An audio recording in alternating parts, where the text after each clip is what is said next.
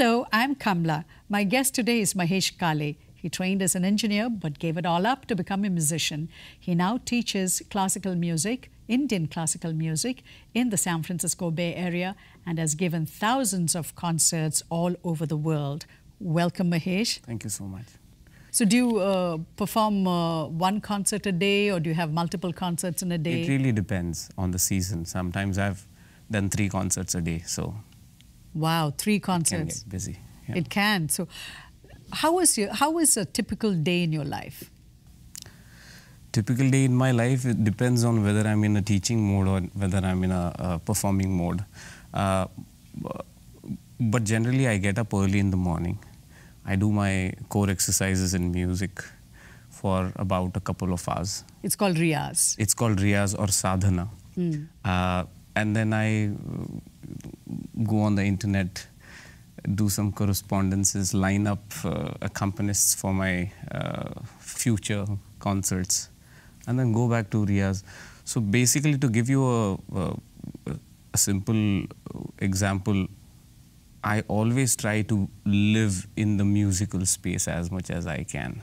Sometimes that space is active singing, and when I stop singing, it is here while I'm doing all my tertiary activities until I go back to active singing again. How has technology helped you? A lot. I mean, technology has touched almost all different parts of life now. May it be medicine, may it be astrology, and may it be arts. It has incredibly helped me, especially when I go to India. I continue to teach my students here. I have about 250, 300 students in the Bay Area. And wait a minute, you have 300 students? I've lost the count, but around there, yes. How do you find the time to teach them? Well, if someone can run an entire country in the same amount of time, I'm sure teaching 250 kids is not such a big task. So I interrupted you. You said, so when you're in India, how technology helps you? So when I'm in India, I continue to teach my students here. So assuming this is where I sit and this is where all my students are, at my home here in the Bay Area, then I have a TV when I leave, right where I sit. And I actually dial in at exactly the same time when I usually teach them in the Bay Area. So they just come to a TV instead of me, and so it's I'm a in the Skype TV. call. Yes, it's Skype. After that, I've set up a wiki page for each batch of students so that they are able to track what they are learning. Then I use WhatsApp to commit homeworks. So I check them whenever I'm around. So technology has truly helped you. It has helped you leverage a lot of things. Okay. When you do your practice, do you use any sort of technology? Yeah, I have a Tanpura right on here. What is a Tanpura? A Tanpura is an Indian drone, which forms the environment that is conducive for Indian music. Okay. So technology is throughout your life, that is, in your music? Yeah, it's a facilitator for my art, if that is how, because when I am with music, I'm devoid of everything. Not just technology, but everything else. When you sing, you're just in a space where you are creating stuff that is sometimes beyond you and is inspired from what you have lived, what you have learned, what you have experienced. But until you get to that space, technology helps you. You have to understand, I do a traditional art, so a lot of times I have to think of how to not change things. So the technology uses very peripheral, and like I said, it is a facilitator to what I'm doing. But when I'm with the art, I try to keep it as authentic as possible, because when I sit either to teach or to sing, I sit there as a representative of a 2,000-year-old tradition. So to make it relevant and contextual, I use technology, but the core has to remain as it is. What does music mean to you? Music is the air that I breathe now. Music is everything. If you actually look at it, everything is music. The harmony that we said, life is in harmony, that harmony is music. So music is It's very hard to say what music means to me because Can you live without music? I don't think so.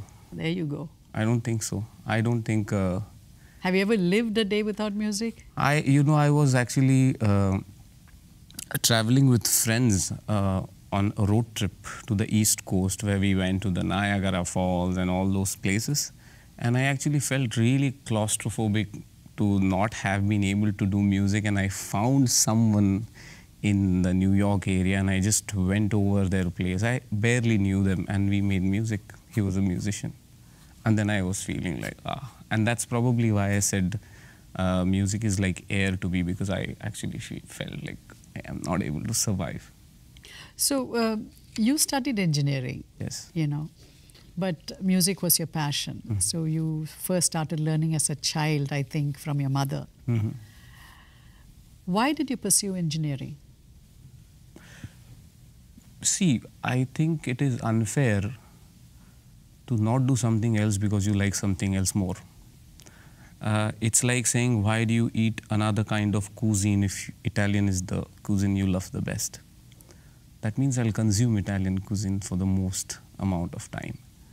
But I like many other things. I love life. I love nature. I love travel. I love engineering. I was very good at what I did.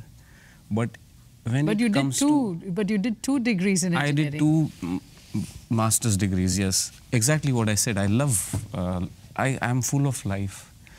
I love to explore. I know there is one common thing that I always gravitate towards at the end of it all, which is music. And hence I continue to be with music, but like I just told you, I try to explore various different facets to aid that music through everything else that I have learned so far. So you never worked as an engineer? I don't think I have. I actually worked as an engineer back in India, but I haven't given it up. It has, when you consume food, it becomes a part of your bloodstream. It is very hard to say, oh, this is your bread or this is your rice. I think if you were to look at me, somewhere engineering is there, right, along with everything else. Okay. So you did work as an engineer then? After I graduated as an engineer in India, I worked for a brief time to be able to earn money for application process here. So I worked for 18 months.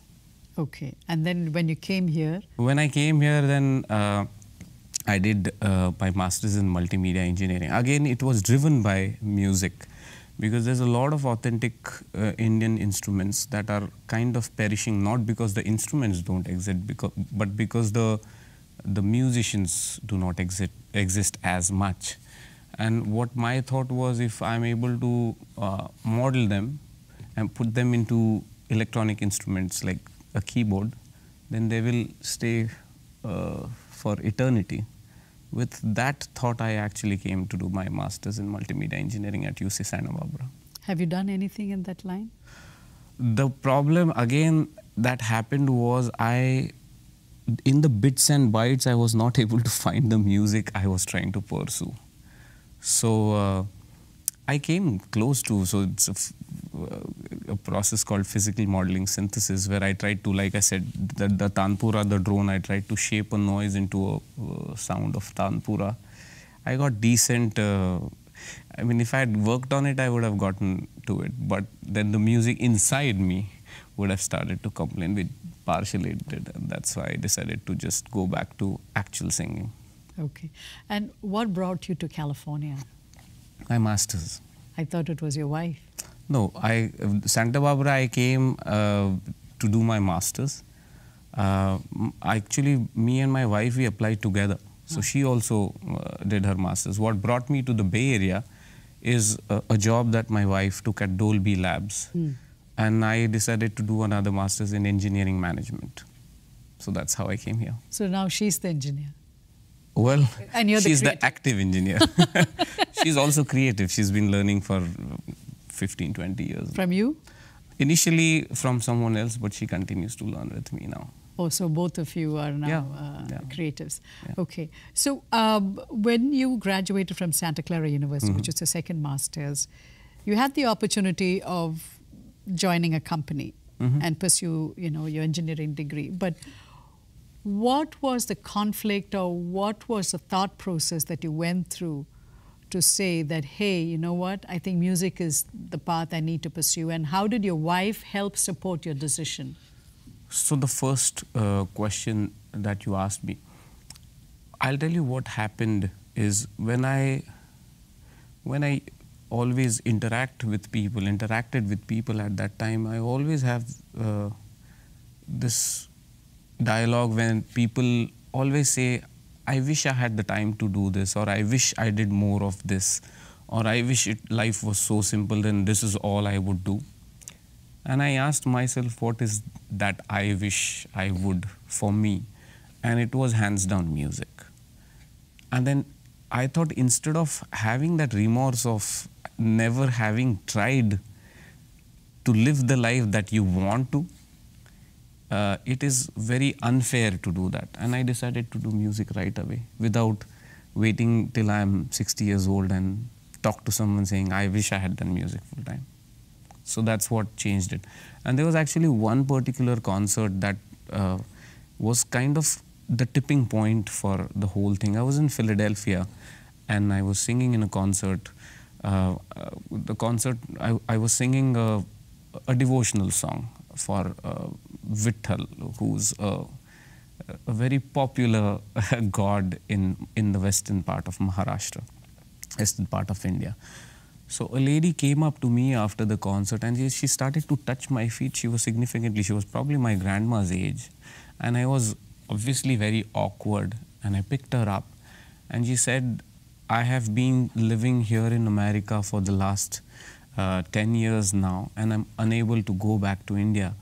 Every year the pilgrimage happened, I used to join it, and I can't anymore. When I heard you singing, I thought I was part of that pilgrimage. So what that did to me is, So you transported her to... Well, that's what she thought. I didn't do anything. I was just singing and happy doing what I did. But here's what I realized. When I sing, I'm extremely happy. Enough to not need many other things. Facilitators, sure, for technology and other stuff. And when I sing, I make people happy. And I get paid for it. And I think that is a sweet spot that everyone in this world is trying to do. Doing what you want for the entire... I mean, if you were to close your eyes and dream of what you want to do, and if you opened and if there was a way to do it for the rest of your life, won't you do it? That was music for me, and that's why I did it. How did your wife support your decision? My wife was very supportive. Like I said, she is also... She loves music. She's also a musician in her own right. Dolby is another music company, as you know. So she's on the technology side of music. She has wholeheartedly supported me through this process. I think, most people think music is a monophilic art where the music is focused only on one person. But I feel it's like, the movie making process. What you see on screen is probably only 5% of the crew that is involved in it. I feel like I'm that movie, but the entire family, my wife, my parents, my friends, all of them are part of that movie, and they are the technical support that I need to make that movie possible. What was the first concert you gave once you decided, hey, I'm going to pursue music? Was it very difficult to get that first concert? Because now you had to make a business out of it, right? Yeah, so getting concerts was not difficult at all. I actually had already started to perform right after I came to San Francisco. I'm a student of Pandit Jitendra Abhisheki, a very, very big maestro of Indian classical music.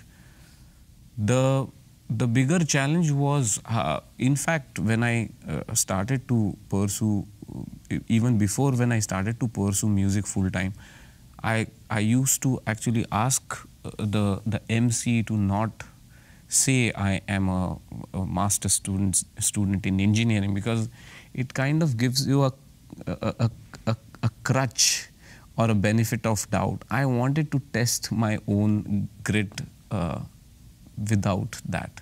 So I was used to not being a part-time musician even when I was. So the first concert, I remember one of the bigger concerts was in Seattle. There was, it was a biannual convention, and there were 4,000 to 5,000 people present there. And that is the first time I actually announced, saying, here on I've decided to devote or surrender myself to music, and I seek the blessings from all of you. And it's been great. God has been really kind to me. It's been 10 years now, and I'm still doing music full time. And you travel a lot. I do. Yeah. So one of the things that you mentioned when we had a pre-interview conversation is that you said that your shows tend to be more like mainstream Bollywood shows or other shows where there's active participation from the audience. Now that's not very often when you think about classical music. You know, there is a certain amount of people tend to be quiet and they listen to you very intently. How did that happen? So they are not quite like Bollywood concerts yet. But and like they probably cannot be, because it's like trying to make Italians food spicy. I go back to Italian food again. But I think you're partial to Italian food. You want to, I probably am hungry. But you want to make Italian food, if you want to make it mainstream, you want to make it delicious. And it happened in a few different ways. I actually attended a concert by Andrea Bocelli, the great Andrea Bocelli. I love him, in the HP Pavilion in San Jose. Which is now known as the SAP. The SAP Center. And when I was there, he was, you know, just singing very silently, as in he was not doing any antics on stage. There were no dancers around. He was speaking in a language that was not native. It was not in English. It was mostly in Italian language. And still he was able to hold attention of thousands of people. That gave me hope that, I mean, many times it's said that Indian vocal music is not easy to assimilate because of its language barrier. But if he could hold attention of thousands of people, there was a potential for someone else to do it as well. And then I went to another Bollywood concert where the singer was actually involving a lot of people. These are all very popular numbers in Indian repertoire, and everyone already knows the songs and they're swaying with the songs. So what I actually tried to do was I tried to build a bridge between these two things. I was thankful to get a national award, a President's Honor 2 years back for my first film song. And after that I got a lot of attention. And because that song became popular, but was also classical music, I used that as a bridge to connect the old with the new. A lot of youngsters actually end up coming to my concerts now. And because many people know those songs, I start out with the songs that they already know. And it's like, hey, if you like this, then you will like this. And then you'll also like this. And I try to convert them backwards into the traditional art. And it's very reassuring so far. I mean, I have had thousands of people singing along with me, music that they have never heard before. So which is kind of uncommon. It's not common at all. Especially when you think of classical music. No, it's not common at all. Nobody makes people sing. It's actually a big no-no. But I'll tell you the reason I'm doing it. Because we live in the age and times where we call our big boss as Hey Steve, when it should be Sir Steve Jobs, and Hey Bill when it's Bill Gates. If we are living in that time, I think we need to adapt or make it accessible without losing the dignity that it has. So I ensure that when people sing with me, they sing with utmost respect and attention. They're not dancing around amongst themselves and have formed groups, which tends to happen sometimes in the popular repertoire. So I'm trying to write that bridge in the space, because think most of the times when value meets mass, it's a great space to be. And I want to be in that space. Now, you also have worked with quite a few well-known San Francisco Bay Area musicians, Zakir Hussain, who plays the tabla, George Brooks, who plays the saxophone, and Kai Eckhart, who plays the bass. What is it that you would like to, why do you work with them, first of all? Because it's, you're creating fusion music. Are you okay creating fusion music? Yes. So one, they live in the Bay Area, but all of these, especially Zakir, is a world-class musician. The reason you make music is, it's like,